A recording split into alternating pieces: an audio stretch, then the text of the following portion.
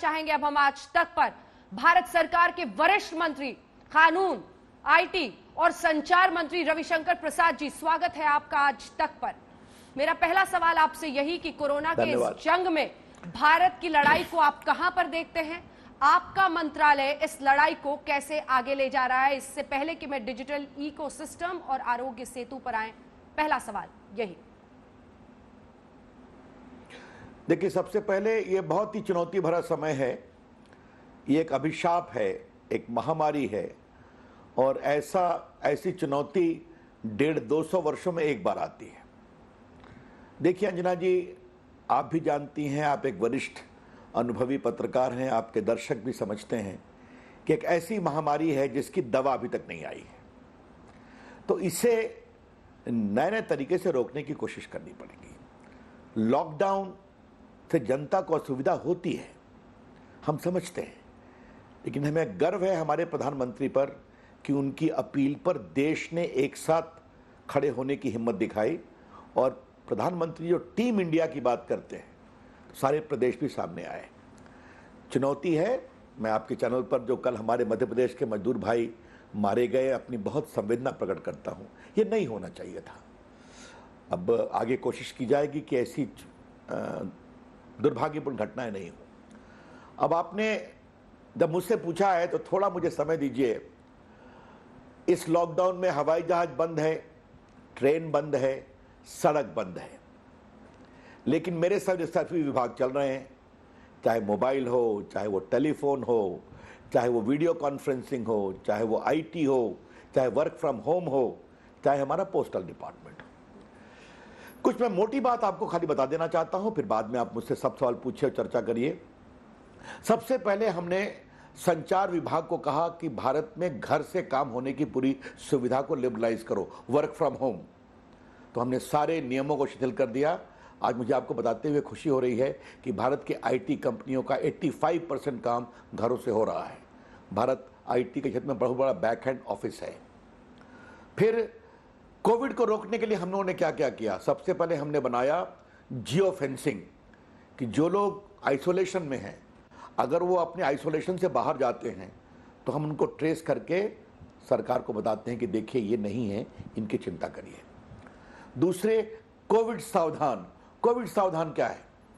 हम लोगों ने बल्क मैसेजिंग करने की कोशिश की कि एक टारगेटेड इलाके में अगर लोगों को जाना चाहिए, आप ये सावधानी करें, ये देखें, ये खतरनाक इलाका है। अब तक आपको जानकर खुशी होगी, 14 प्रदेश लगभग 21.5 करोड़ बल्क मैसेजिंग भेज चुके हैं। तो ये हमने कुछ प्रमुख काम किया। अब पोस्टल डिपार्टमेंट, हमारा पोस्टल डिपार्टमेंट देश भर में है, पुराना 150 वर्ष पुरानी संस्थान है। हमने उनसे कहा आगे आओ, लोगों को खाना खिलाओ, दवाएं पहुंचाओ। आपको जानकर खुशी होगी कि लगभग उन लोगों ने आज तक 700 टन दवा देश भर में पहुंचाई है, लाखों लोगों को खाना खिलाया है। और मुझे सबसे खुशी हुई है कि लोगों को पैसा निकालने में दिक्कत हो रही है, तो हमारा डाकिया गांव-गांव नदी पार कर आधार इनेबल पेमेंट से पैसे पहुंचा रहा है। और आपको मुझे बताते हुए खुशी हो रही है कि लगभग 950 करोड़ रुपया उन लोगों ने पहुंचाया है देश भर में, गरीबों का, जो बैंक नहीं आ सकते हैं।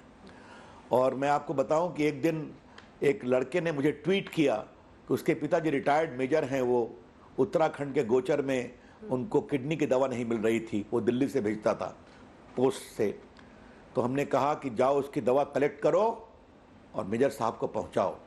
और उसके बाद मैंने अपने विभाग को निर्देश दिया कि देश भर में कहीं भी कोई लाइफ सेविंग दवा की जरूरत है, हमारा पोस्टल विभाग पहुंचाए जी। और वो भी काम हो रहा है।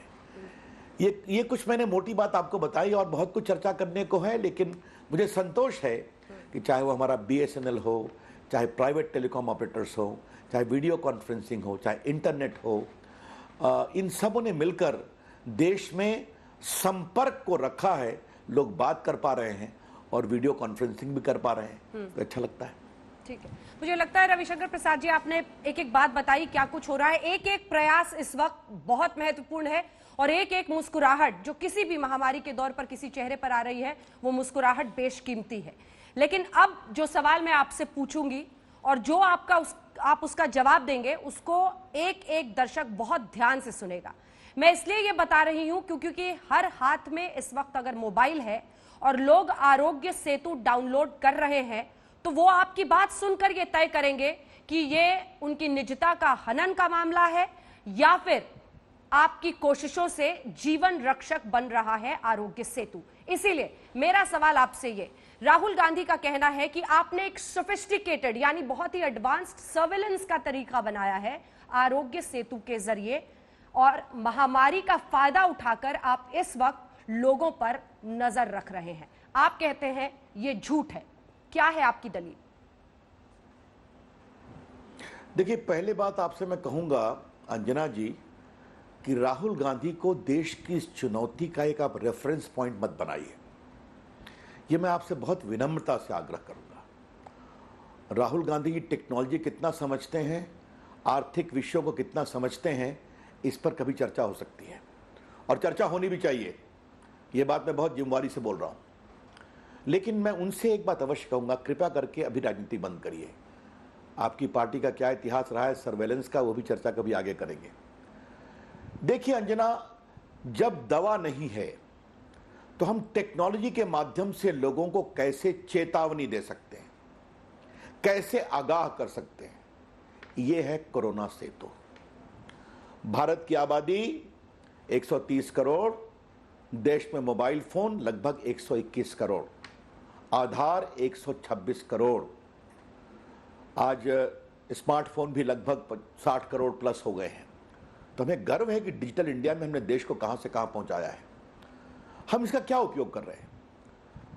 ये जो आरोग्य सेतु है, ये सिंपल काम ये करता है कि अगर किसी ऐसे व्यक्ति के आप संपर्क में आए जो संभावित है या जो ग्रसित हो गया, तो आपको वो चेतावनी देता है कि ऐसा व्यक्ति आपके संपर्क में है, आप सावधान होइए। या खुद आप कोई दूसरा व्यक्ति हो गया, वो कहां कहां गया, किससे किससे मिला, आपको मालूम है ट्रेसिंग बहुत जरूरी है ताकि उनको, आप देख रहे हैं अमेरिका में भी आज ही कल देखे एक दुर्भाग्यपूर्ण एक भारतीय डॉक्टर, उनकी बेटी मर गई, जो दोनों बड़े डॉक्टर थे।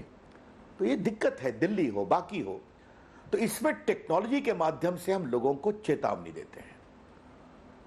और अंजना जी, आपके दर्शकों को मुझे बहुत विनम्रता से बताना है, देश में 9.5 करोड़ लोगों ने इसको डाउनलोड कर लिया है। तो 9.5 करोड़ लोग इसकी विश्वसनीयता पर विश्वास करते हैं। अब यह कैसे काम करता है? निजता का कोई उल्लंघन नहीं है, किसी का नाम इसमें नहीं आता है, सारा डेटा इनक्रिप्टेड होता है और ये लिमिटेड समय के लिए होता है, अल्पावधि के लिए। जनरल डेटा 30 दिन में अपने आप समाप्त हो जाएगा और किसी ऐसे व्यक्ति का डेटा है जो ग्रसित है तो 45 से 60 दिन में अपने आप समाप्त हो जाएगा। और किसी को अगर इतना और कोई निजता का उल्लंघन नहीं है, फिर मैं कहूंगा ये लोगों के स्वास्थ्य के लिए, सुरक्षा के लिए और राष्ट्रहित में है। लेकिन अंजना जी, अगर किसी को इतनी परेशानी है तो भैया जी आप डाउनलोड मत करिए, हो गई बात। लेकिन अगर किसी को इस चुनौती भरे इतनी परेशानी है तो डाउनलोड मत करिए। एक काउंटर क्वेश्चन है सर, नोएडा में इसे मैंडेटरी बना दिया गया है, यानी पनिशेबल ऑफेंस। चेकिंग कर रही है पुलिस कि आपने डाउनलोड किया है या नहीं, सजा का प्रावधान कर देना, यह कहां तक उचित है? देखिए, बाद में मुझे लगा, और आप कानून मंत्री भी हैं, आप कानून मंत्री भी हैं, उस लिहाज से भी मैं ये सवाल आपसे पूछ रही हूं रविशंकर जी। मेरा आपसे उत्तर बहुत ही स्पष्ट है कि भारत सरकार की जो होम मिनिस्ट्री की गाइडलाइन है वो इस पर काम करती है। जैसे मान लीजिए कोई सोसाइटी है, कोई कंपनी है, अगर उस कंपनी ने अपने कर्मचारियों के लिए और एम्प्लॉयज़ के लिए गाइडलाइन दिया कि आप सब लोग कोरोना आरोग्य सेतु को डाउनलोड करो, अब किसी व्यक्ति विशेष ने नहीं किया तो उस पर कार्रवाई हो सकती है कि भाई आपको ऐसी क्या परेशानी है, आप कारण दीजिए, ये तो आपके स्वास्थ्य के लिए है, ये तो आपकी सुरक्षा के लिए है। तो देखिए, इसको कानून और प्राइवेसी के बहस में उलझाना ही गलत है। मैं फिर आपसे बहुत विनम्रता से कहूंगा, और जो करोड़ों लोग इसको स्वेच्छा से डाउनलोड भी कर रहे हैं, वो ये सवाल पूछ रहे हैं क्या 9.5 करोड़ लोग कम होते हैं क्या? तो इसके पीछे की पूरी बहस प्रायोजित है। और अंजना जी, आपके चैनल के माध्यम से आपके सबसे तेज चैनल के दर्शकों को एक बात मैं और बताना चाहता हूं, दुनिया के कई देश इस तरह के प्लेटफॉर्म का उपयोग कर रहे हैं। पश्चिमी देश भी हैं, अमेरिका भी है, बाकी देश भी हैं, क्योंकि कोरोना तो दुनिया भर में है। वहां पर ये सवाल उठते हैं क्या, उठ रहे हैं क्या? आपको मुझे ये बताइए कि लॉकडाउन में कहा गया आप घर में रहिए, दफ्तर बंद हैं, स्कूल बंद हैं, तो कुछ लोग कहेंगे हम स्कूल जाएंगे क्या, हम दफ्तर जाएंगे क्या, हम पार्क में घूमेंगे क्या, हमको मॉल खुलवाओ क्या? ये वही बहस है। ये देश हित में, सुरक्षा हित में अगर ये काम किया जा रहा है तो इसको समझना चाहिए। मैं इतना ही कहना चाहता हूं। ठीक है, मेरा अगला सवाल आपसे ये है कि सर इसमें ब्लूटूथ ऑन करने को, क्योंकि सभी लोगों ने डाउनलोड किया हुआ है, ब्लूटूथ ऑन करने को कहा जाता है, मार्जिन ऑफ एरर भी क्या कुछ इसमें हो सकता है? कितने लोगों के पास स्मार्टफोन्स है? ये ब्लूटूथ वाला जो पूरा इसमें एक प्री कंडीशन एक तरह से है, अगर आपको एक्यूरेट डेटा चाहिए, इस पर जानकारी दें। देखिए, मेरा साफ कहना है, ब्लूटूथ का उपयोग किया गया है टेक्नोलॉजी के माध्यम से ट्रेसिंग के मामले में। आप इस बात को समझ रही हैं? हाँ। अब आपने एक सवाल किया कि जिनके पास स्मार्टफोन नहीं उनके लिए क्या है? उनके लिए आरोग्य सेतु IVRS का निर्माण किया गया है। ये क्या सिस्टम है? तमिलनाडु के साथ हमारे विभाग ने मिलकर एक काम किया है IIT मद्रास के माध्यम से, जहां आप एक मिस्ड कॉल दीजिए, एक नंबर है 1921 शायद, उसको मिस्ड कॉल दीजिए और उसके बाद तुरंत सिस्टम से आपको रिस्पॉन्स आएगा, आपकी फिजिकल कंडीशन पूछी जाएगी, आपको तुरंत सलाह दी जाएगी। वो सब बिल्कुल डिजिटल तरीके से हो रहा है। तो हमने गैर स्मार्टफोन की भी कोशिश की है। जो ब्लूटूथ के बारे में आपसे मैंने फिर बताया, वैसे आज को जानकर आपको खुशी होगी कि लोग जब ऐसे सवाल पूछते हैं तो मैं उनसे कहता हूं एक बार गांव में जाके भारत के बदलते हुए स्वरूप को देखो कि मुझे गांव में भी स्मार्टफोन दिखते हैं और कहते हैं रवि भैया हमने गूगल कर आपके बारे में ये देखा है। तो मुझे गर्व होता है कि भारत का आम नागरिक भी गांव में, जो शायद पढ़ा लिखा नहीं, वो गूगलिंग सीख रहा है, बाकी कुछ भी सीख रहा है। अच्छी बात है। तो हमें भारत के लोगों के टेक्नोलॉजी की ग्राह्यता को समझना चाहिए। लेकिन आपने जो बात की तो ये समझना पड़ेगा, और हम लोग का जो टीम है, इसमें हमारा IT विभाग है, इसमें नीति आयोग के लोग हैं, कुछ टेक्नोलॉजी के लोग हैं, हम लोगों ने मिलकर और रोज इसको इम्प्रूव भी करते हैं। अगर आपके किसी दर्शक ने कोई स्पेसिफिक चिंता बताई है कि इसको ठीक करिए, हम जरूर ठीक करेंगे, क्यों नहीं करेंगे। किसके पास ये इंफॉर्मेशन जाती है सर? क्योंकि अगर ब्लूटूथ और तमाम जानकारियां जा रही हैं मोबाइल की, तो लगभग एक्सेस है उस मोबाइल का अब सरकार के उन विभागों के पास जहां ये जानकारी जा रही है। किस किस को एक्सेस है इस इंफॉर्मेशन का सरकार में? बहुत सिंपल सी बात है, जो सेंट्रल डेटा है ICMR का, वहां पर जो लोग अफ्लिक्टेड लोग हैं उनकी जानकारी जाती है। नाम से नहीं जाती है, बताया जाता है कि इस नंबर के व्यक्ति की आशंका है। बहुत सिंपल सी बात है। और ये सारा डेटा, अंजना ओम कश्यप फिर कहूंगा, मैक्सिमम 60 दिन में स्वतः समाप्त हो जाएगा। लेकिन हां, अगर किसी की गंभीर स्थिति है तो वहां फॉलो किया जाएगा। तो आप मुझे ये बताइए कि अगर हम एक टेक्नोलॉजी का उपकरण लेकर के आए हैं जो एक रमेश नाम के या महेश नाम के व्यक्ति को बताता है कि भैया आप इस नंबर के व्यक्ति के संपर्क में आए थे क्या, कृपया करके सावधान होइए, अपने को आइसोलेशन में ले जाइए, अपने को क्वारंटाइन में ले जाइए, और आपकी तबीयत खराब हो रही है तो अस्पताल जाइए। इसमें क्या दिक्कत है अंजना, मुझे बताइए तो आप। यही तो है आरोग्य सेतु।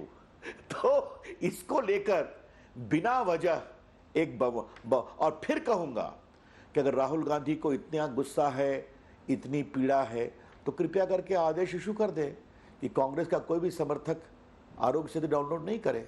हम भी देखना चाहते हैं, देखें, देश भी देखे। इस तरह के मैं क्या कहूंगा, नई बातें की जानी चाहिए जब देश में इतनी चुनौती है। तो आपको लगता है कि जो ये इसके इर्द गिर्द डर बैठाया जा रहा है वो सिर्फ राजनीति से प्रेरित है?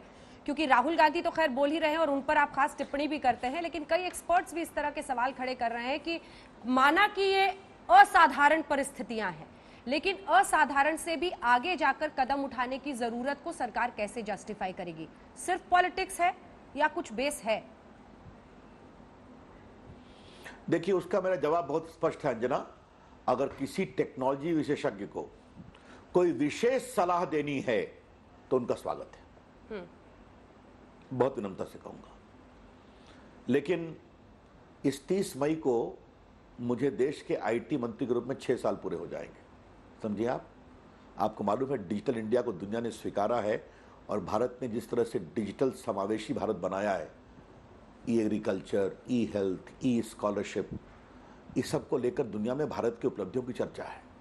इससे कुछ लोगों को परेशानी होती है अंजना जी कि भारत में कैसे बन गया आरोग्य सेतु, आधार इतना लोकप्रिय कैसे हो गया, आधार इनेबल पेमेंट कैसे इतना आगे बढ़ गया, भारत डिजिटल पेमेंट का दुनिया का बादशाह कैसे बन गया। इससे कुछ लोगों को परेशानी होती है। तो ऐसे लोग जो परेशान होते हैं प्रायोजित रूप से, तो देश के आईटी मंत्री का बिना बहुत विनम्रता से कहना है, हम आपकी परवाह नहीं करते हैं, भारत अपना काम करेगा। लेकिन हां, अगर किसी को कोई प्रामाणिक चिंता है और उनको लगता है कि इसका निराकरण होना चाहिए, हम उनकी सलाह जरूर मानेंगे और हमारी टीम उसकी चिंता करेगी। ठीक है, तो जो लोग देख रहे हो और किसी ऐसे एक्सपर्ट को बड़ी राय हो तो वो ट्विटर पे अपनी बात कह सकता है। वो सवाल मैं रविशंकर प्रसाद जी से पूछूंगी, क्योंकि मुश्किल सवालों से आप भागते नहीं है सर। अब जरा आते हैं डिजिटल इकोसिस्टम पर, क्योंकि आपके कंधों पर यह भार है कि इस वक्त जब लोग घरों में है, डिजिटल प्लेटफॉर्म्स का जबरदस्त इस्तेमाल हो रहा है। इसको बूस्ट अप करने के लिए या ये क्रम्बल ना करे, ये ढहे नहीं, आपने कौन कौन से ठोस कदम उठाए हैं, इस बारे में जानकारी दीजिए। देखिए, कुछ तो हमने आपको पहले बताया, जियो फेंसिंग की बात, आरोग्य सेतु की बात, फिर आपके Aarogya Setu IVRS non smartphone के विषय में, फिर आपको मैंने बताया पोस्टल ने जो हमारी क्रांति की है, और आज हम सारे ये सभी कोरोना वॉरियर्स हैं, इनकी हम बहुत ही प्रशंसा करना चाहते हैं। अब देखिए, आपने बहुत सही कहा कि घर से काम, वर्क फ्रॉम होम को स्थायी करना चाहिए। तो मैंने अपने विभाग को निर्देश दिया है कि अभी जो इसको हमने टेम्पररी मेजर में सारे नियमों को मैंने 30 जुलाई तक शिथिल कर दिया है, तो अब भारत के लिए एक ऐसा इकोसिस्टम बनाओ कि वर्क फ्रॉम होम को हम स्थायी रूप से इंस्टीट्यूशनलाइज कर सकें और भारत दुनिया में एक नए मानक स्थापित कर सके। बच्चे घर से पढ़ रहे हैं, मेडिकल एडवाइस घर से मिल रही है, महिलाएं घर से काम कर रही हैं, हमारा आईटी सिस्टम घर से काम कर रहा है। तो इस पूरे वर्क फ्रॉम होम कल्चर को हम और प्रामाणिक करें।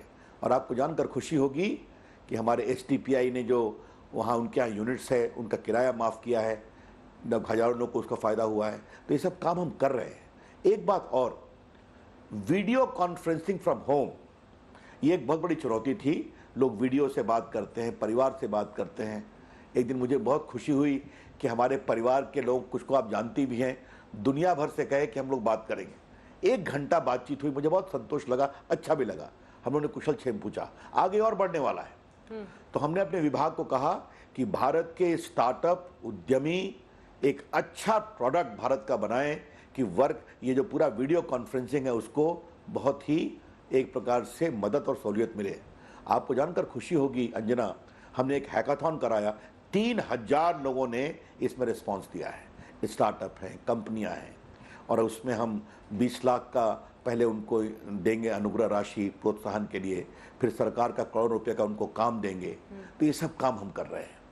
फिर हमने कहा है इंडियन आईटी प्रोडक्ट्स बनाओ, सॉफ्टवेयर, और उसके लिए उसका एक स्टोर बनाओ, और भारत के सरकार में पहले, फिर प्राइवेट सेक्टर में भारत के आईटी उद्यमियों के द्वारा जो प्रोडक्ट्स बनाए जाएं वो अच्छा हो। आपको जानकर खुशी होगी कि हमारा NIC और हमारा CDOT जो हमारे टेलीकॉम विभाग के हैं, वो एक इंडियन व्हाट्सएप भी बना रहे हैं। तो ये सब काम चल रहा है ताकि टेक्नोलॉजी के माध्यम से लोग जुड़े रहें। लेकिन डाउनलोड्स के तौर पर अगर हम देखें तो रविशंकर प्रसाद जी, एक चुनौती अभी भी है। क्या हम इंडिजिनस, यानी भारत के अंदर, आपने स्टार्टअप्स का जिक्र किया, आपने हैकाथॉन कराया, उसके बारे में जानकारी दी, हम देख रहे हैं कि कई सारे ऐसे एप्लीकेशंस हैं, डेटा भी है जो ये बताता है कि भारत में जूम और टिकटॉक जैसे एप्स की डाउनलोडिंग इस 1-2 महीने में सबसे ज्यादा हुई है। MHA की भी गाइडलाइंस है कि जूम रिलायबल नहीं है, आप वहां पर अपने कॉन्फ्रेंसेस, अपनी मीटिंग्स मत कीजिए। इसके पीछे की वजह, और क्या इसकी कोई काट की पहल आप नहीं कर सकते, हम नहीं कर सकते? देखिए, जूम के माध्यम से वीडियो कॉन्फ्रेंसिंग होती है ना, तो मैंने उसका जवाब को बताया ना कि हम लोगों ने क्या इमीडिएट एक्शन लिया है और कितने लोग, 3000 लोगों ने आवेदन दिया है, जल्दी इसका रास्ता हम निकालेंगे। बाकी हमारे भारत की भी कई कंपनियां, मैं किसी का नाम लेना मेरे लिए उचित नहीं होगा, उसका भी प्रयोग हो रहा है। सरकार के सारे वीडियो कॉन्फ्रेंसिंग में जो हमारा एनआईसी है सरकार का, वो काफ़ी अच्छा काम कर रहा है। तो देखिए, जो आपने कुछ प्लेटफॉर्म की बात की, मैं किसी का नाम नहीं लूँगा। भारत एक आज़ाद मुल्क है, लेकिन इस चुनौती भरे समय में हमारी ओर से बहुत विनम्रता से और बहुत सख्ती से कहा गया है कि आप ऐसा कोई भी अपने प्लेटफॉर्म पर होस्ट नहीं करें जिससे विद्वेष फैले, जिससे कोरोना की लड़ाई कमजोर हो, जिससे सांप्रदायिक भाव फैले। ये नहीं होना चाहिए। वैसे मैं आपको एक पॉजिटिव बात बताऊं, आप जो डाउनलोड की बात करती हैं, तो भारत दुनिया में फेसबुक का सबसे बड़ा केंद्र है, व्हाट्सएप का सबसे बड़ा केंद्र है। भारत ऐप के डाउनलोड में दुनिया का सबसे बड़ा मुल्क है। यह अंजना इसलिए है, आपके दर्शकों को जानना जरूरी है कि भारत की डिजिटल इकोनॉमी आगे बढ़ रही है। भारत डिजिटल व्यापार का एक बड़ा केंद्र है और हमें गर्व है, लोगों को नौकरी मिलती है, सरकार को रेवेन्यू मिलता है। लेकिन हाँ, हमने अपने नियम कानून बहुत सख्त किए हैं और आपको बताना जरूरी है कि पहले वो क्लोज सोर्स लेकर के आते थे कि माल हम ही सप्लाई करेंगे और इसका मेंटेन भी हम ही करेंगे। मैंने कहा ये नहीं चलेगा, ये सोर्स ओपन होगा, सबको इसके बारे में बताया जाएगा। इस पर बहुत लड़ाई हुई, मैं झुका नहीं। आपको जानकर खुशी होगी कि आज सब ओपन सोर्स लेकर के आते हैं। तो इस तरह से हम लोग चुनौतियां देखते भी हैं, उनका उपयोग भी करते हैं और भविष्य का रास्ता भी बनाते हैं। ठीक है, एक चलते चलते अब दो आखिरी सवाल मेरे बचे हैं, जल्दी से आपसे पूछ लूं। एक तो ये अफवाहों को रोकने के लिए, चाहे एफबी हो, फेसबुक हो या अन्य ऐसे प्लेटफॉर्म से, आप उनके हेड्स के साथ हमेशा ये मीटिंग करते हैं। अफवाहों की भी को भी मतलब एक तरह से सैनिटाइज करना बहुत जरूरी है ऐसे वक्त में, क्योंकि वो बाजार बहुत गर्म। क्या उसके लिए आपने कोई सख्त पहल की पिछले दिनों में जिसके बारे में आप बताना चाहें? और बतौर कानून मंत्री, जो कोरोना वॉरियर्स पर हमला हुआ उसको लेकर भी कानून में संशोधन करके 7 साल तक की सजा का प्रावधान किया गया, ये कितना महत्वपूर्ण समझते हैं आप? देखिए, मैं आपके दूसरे प्रश्न का जवाब पहले दूंगा। प्रधानमंत्री ने देश के डॉक्टर, पैरामेडिक्स के पक्ष में देश में ताली बजवाई थी, थाली बजवाई थी, उत्साह बनाया था। क्यों बनाया था? कि सही में वो भगवान के दूत के समान हैं। अपने जीवन को खेलते हुए वो लोगों को बचा रहे हैं। कई डॉक्टर एफ्लिक्टेड हो गए, कई शहीद भी हुए। सफाई कर्मचारी, पुलिस वाले, हमारे पोस्टमैन, हमारे लाइनमैन, ये सभी कोरोना वॉरियर्स हैं। शायद उसमें मैं मीडिया को भी रखूंगा, आप लोगों ने बहुत जानकारी दी है। तो ये जरूरी था, जब लोग कुछ नहीं मान रहे थे तो कहा कि भैया अब ये कार्रवाई होगी, इसलिए हमको कानून बदलना पड़ा। उसका असर पड़ा है, नहीं होगा तो कार्रवाई होगी। अब जो पहला सवाल है, तो हमने इन कंपनियों को बार बार कहा है कि अफवाह नहीं हो, इसको रोकें। आपको जानकर खुशी होगी कि अब व्हाट्सएप ने अपने सर्कुलेशन को सिर्फ 1 कर दिया है। पहले 5 था, उसके पहले अनगिनत था। हम लोग के दबाव और आग्रह के बाद उन्होंने काम किया है। हमने उनको बार बार कहते हैं कि आप इस बात की चिंता करें कि ऐसा कोई व्हाट्सएप ना सर्कुलेट हो जिससे लोगों में उन्माद फैले, और यही मैंने बाकी को भी कहा है। और बहुत विनम्रता से कहूंगा अंजना, करेंगे तो कार्रवाई भी होगी जी। और ये बात रविशंकर प्रसाद देश का आईटी मंत्री नहीं, देश का कानून मंत्री भी बोल रहा है। ठीक है सर, एक आखिरी सवाल जो मैं अपने आप को पूछने से नहीं रोक पा रही हूँ, छोटा सा उसका जवाब दीजिएगा। ये कोरोना काल, ये लॉकडाउन, ये संकट हर किसी के लिए एक ऐसा वक्त है जब उसे बिल्कुल अलग अनुभव हो रहा है। बतौर मंत्री, बतौर पटना का एक नागरिक, एक ऐसा अनुभव जो शायद अंदर तक आपको कहीं छू रहा है। देखिए, हमारे जो बच्चे देश भर में फंसे हुए थे, उनके माँ बाप मुझे फोन करते हैं। तो कल मैं बहुत भावुक हो गया। एक माँ की बेटी कोटा में फंसी हुई थी, तो बहुत दिन से परेशान थी, तो मैंने उसको कल परमिशन दिलवा दिया। वो आज सुबह 3 बजे गई है सर। कल उसने रोकर मुझे बहुत आशीर्वाद दिया। आपको बताऊं अंजना, कितने छात्र होंगे सर जो रविशंकर प्रसाद तक नहीं पहुंच पा रहे होंगे, जो नीतीश सरकार की कोशिशें हैं शायद। भाई जी, अब हजारों आ भी गए, ट्रेन चली है। मैं ये आपसे कहना चाहता हूँ, ये महिला के छात्र, क्षमा करिए, देहरादून में थी, वो हॉस्टल में अकेले बच गई थी। कोरोना ने देश को भावनात्मक रूप में जोड़ा है। आप देख रहे हैं कितने लोग गरीबों को खाना खिला रहे हैं, कितने स्वयंसेवी संस्थाएं आ गई हैं, कई जगह मीडिया के लोग भी खाना खिलवा रहे हैं, ये अच्छी बात है। और हमें बहुत अवसर मिला है चिंतन करने का, पढ़ने का। मैंने गीता भी पढ़ी इस बार विस्तार से। मैंने भारत के इतिहास को दोबारा पढ़ने की कोशिश की, थोड़ा समय मिला। और मुझे लगता है, मुझे पूरा विश्वास है, because Anjana you know I am very optimist person, Bharat इस चुनौती से निखर कर निकलेगा। और भारत ने मोदी जी की अगुवाई में जिस प्रकार से देश को संभाला है, तो दुनिया को एक मिसाल के रूप में देखेगी, ये मुझे पूरा विश्वास है। बहुत बहुत धन्यवाद आपका।